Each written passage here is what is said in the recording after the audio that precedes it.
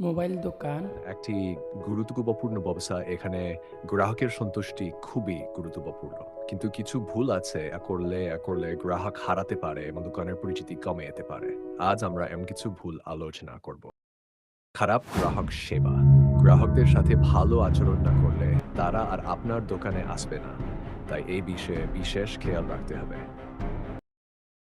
Original পণ্যের বদলে নকল পণ্য দেওয়া। এটা আপনার দোকানের বিশ্বাসযোগ্যতা হারাতে পারে।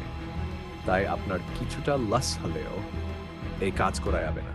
এটা আপনার দোকানের জন্য কাল হয়ে দাঁড়াতে পারে। অতিরিক্ত মধুরা।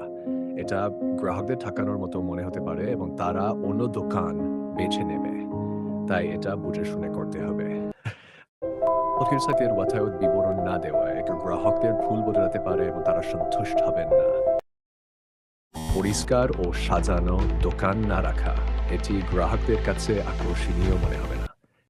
এই ভুলগুলো এড়িয়ে চললে আপনার মোবাইল দোকানের গ্রাহক সংখ্যা বাড়বে এবং আপনার দোকানের পরিচয় আরো উজ্জ্বল হবে। Thank you.